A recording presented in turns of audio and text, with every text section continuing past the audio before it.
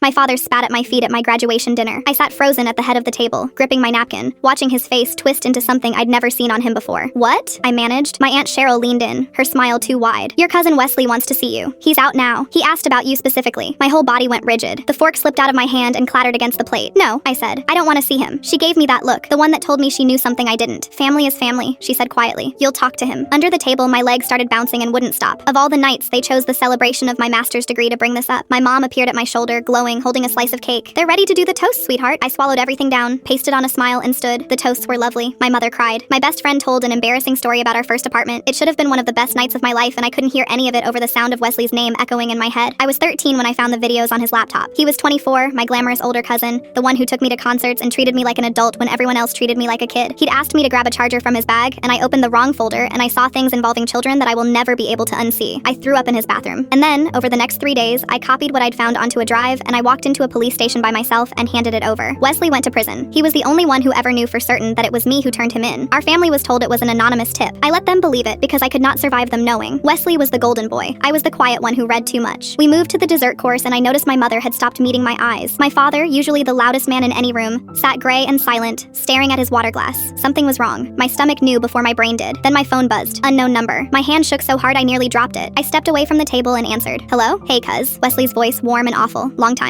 What do you want? He laughed softly. You've had a good run, haven't you? School, the degree, everyone so proud. Shame. A pause. I told them, by the way. Your parents. Everyone. They know it was you now. I made sure of it before I even got out. The line went dead. I looked back at the table. My mother was crying, but not the good kind. My father was looking at me like I was a stranger who'd wandered in off the street. I walked back over. I made myself sit down. I can explain, I started. My father's head snapped up. You put your own cousin in a cage, he said, low and shaking. For 11 years. Over what? Over what? I repeated. My voice cracked. Dad, he had videos of children. He hurt kids. I saw it. I was 13 and I saw it and I did the only thing I could do. My mother made a sound like she'd been struck. You should have come to us, she whispered. We would have handled it in the family. And there it was. The thing I'd known my whole life and never said out loud. That's exactly why I didn't, I said. And my voice rose until the whole restaurant could hear it. Because you would have hidden it. You would have protected him and let it keep happening. You care more about his freedom than about the children he hurt. The room went silent. Even the servers stopped moving. My father stood up so fast his chair fell backward. He looked at me with pure contempt, and then he leaned over and spat on the floor at my feet. You're no daughter of mine, he said, unless you recant. Tell them you lied. Get him a new trial. My husband, Marcus, who I'd married 8 months earlier, who knew every part of this story because I'd told him before I ever let him love me, was on his feet instantly, his arm around me. Did you just tell her to lie to free a predator? His voice was ice. At her graduation dinner, my mother reached for me. Please, he's your family. No, I said, and I was surprisingly steady. The girl who walked into that police station at 13 was braver than every adult at this table. I'm not undoing the one thing I've ever been proud of. Marcus asked the manager to have them leave. I watched my parents get walked out into the parking lot, my mother still crying, my father still glaring, and I felt the strangest thing settle over me. Not grief, relief. I'd spent 20 years terrified of the day they'd find out. It came, and I was still standing.